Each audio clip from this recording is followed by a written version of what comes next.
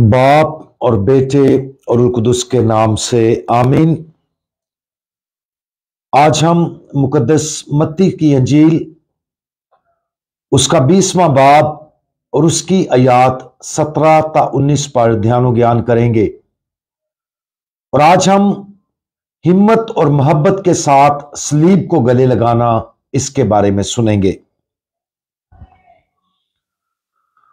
और यीशु यरूशलेम को जाते हुए 12 शागिर्दों को अलग ले गया और राह में उनसे कहा, देखो हम यरूशलेम को जाते हैं और इब्ने इंसान सरदार काहिनों और फकीयों के हवाले किया जाएगा और वो उसके कत्ल का हुक्म देंगे और उसे गैर कौमों के हवाले करेंगे ताकि वो उसे ठट्ठों में उड़ाएं और कोड़े मारें और सलीब पर चढ़ाएं और वो तीसरे दिन जी उठेगा। खुदावंद यीशु मसीह की अपने शागिर्दों के साथ ये गुफ्तगू कैसी रही होगी जब खुदावंद यीशु मसीह पहले मुकद्दस हफ्ता से ठीक पहले 12 रसूलों के साथ यरूशलेम का सफर कर रहे थे। खुदावंद यीशु मसीह ने खुले और वाज़ेह तौर पर बात की कि यरूशलेम में उसके लिए किस किस्म का इंतजार हो रहा है। तसव्वुर करें कि शागिर्दों ने क्या सोचा होगा और उन्होंने कैसा महसूस किया होगा। बहुत से तरीकों से उनके लिए उस वक्त समझना बहुत ज्यादा मुश्किल होता। बहुत से तरीकों से शागिर्दों ने गालबन खुदावंद यीशु मसीह के कहने को सुनना पसंद ना किया, लेकिन खुदावंद यीशु मसीह जानते थे कि उन्हें इस मुश्किल सच्चाई को सुनने की जरूरत है, खासतौर पर जब मसलूबियत का लम्हा करीब आ रहा था। अक्सर औकात अंजील मुकद्दस के मुकम्मल पैगाम को कबूल करना हमारे लिए मुश्किल होता है। इसकी वजह यह है कि अंजील मुकद्दस का मुकम्मल पैगाम हमेशा हमें मरकजी तौर पर सलीब की कुर्बानी की तरफ इशारा करेगा।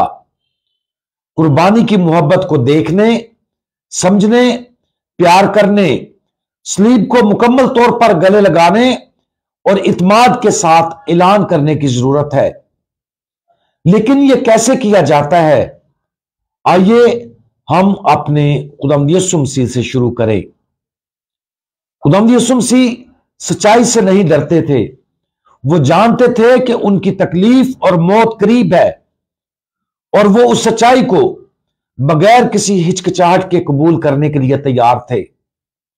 उन्होंने अपनी सलीब को मनफी रोशनी में नहीं देखा, बल्कि उन्होंने उसे एक अलमिया के तौर पर भी नहीं देखा कि जिससे बचा जाए।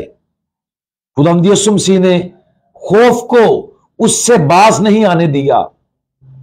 इसकी बजाय खुदावंद यीशु मसीह ने सच्चाई की रोशनी में अपने करीब आने वाले मसाइब को देखा।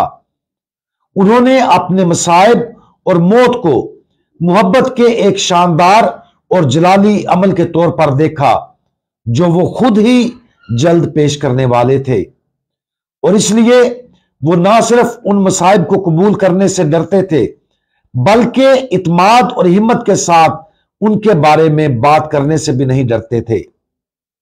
हमारी अपनी जिंदगियों में जब भी हमें जिंदगी में किसी मुश्किल का सामना करना पड़ता है, हमें खुदावंद यीशु मसीह की हिम्मत और मोहब्बत की पैरवी करने की दावत दी जाती है। जब ऐसा होता है तो कुछ सबसे आम आजमाइशें, जैसा कि उस मुश्किल के बारे में नाराज होना या उससे बचने के तरीके तलाश करना या दूसरों पर इल्जाम लगाना या मायूसी का शिकार होना वगैरह है। मुकाबला करने के बहुत से तरीकाकार हैं जिनके जरिए हम कोशिश करते हैं और उन सलीबों से बचते हैं जो हमारा इंतजार कर रहे हैं। लेकिन यह कैसा होगा अगर हम इसकी बजाय अपने खुदावंद यीशु मसीह की मिसाल पर अमल करें? क्या होगा अगर हम किसी भी और हर ज़ेरे इल्तवा सलीब का सामना मोहब्बत, हिम्मत और रजामंदी से गले लगाकर करें? कैसा होगा अगर हम बाहर निकलने का रास्ता तलाश करने की बजाय अंदर जाने का रास्ता तलाश करें, यानी हमने खुदावंद यीशु मसीह की सलीब को गले लगाने की तकलीद करते हुए बगैर किसी हिचकिचाहट के कुर्बानी के तरीके से अपने दुखों को कबूल करने का रास्ता तलाश किया है। जिंदगी में हर सलीब हमारी अपनी और दूसरों की जिंदगियों में बहुत ज्यादा फजाइल का आला बनने की सलाहियत रखती है। लिहाजा फजल और अब्दियत के नुक्ता नजर से सलीब को गले लगाना चाहिए। आज हम जिस मुश्किल का सामना कर रहे हैं उस पर गौर करें। क्या हम उसे इसी तरह देखते हैं जिस तरह खुदावंद यीशु मसीह उसे देखते हैं?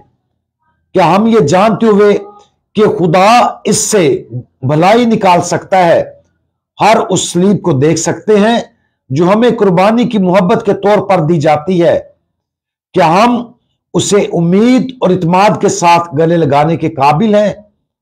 हम खुशी से अपने खुदावंद की तकलीद करने की कोशिश करें और जिन मुश्किलात का सामना है उन सलीबों को खुशी से गले लगाएं। हमारे दुख सहने वाले खुदावंद, आपने मोहब्बत और हिम्मत के साथ सलीब की नाइंसाफी को आजादाना तौर पर कबूल किया। आपने जाहिरी स्कैंडल और मसाइब से परे देखा और अपने साथ की गई बुराई को मोहब्बत के सबसे बड़े अमल में बदल दिया। हमें अपनी कामिल मोहब्बत की पैरवी करने और उसी ताकत और इत्मीनान के साथ अपनी सलीब को गले लगाने की हिम्मत अता फरमाए। खुदावंद यीशु मसीह, हमारा भरोसा आप पर है। आमीन।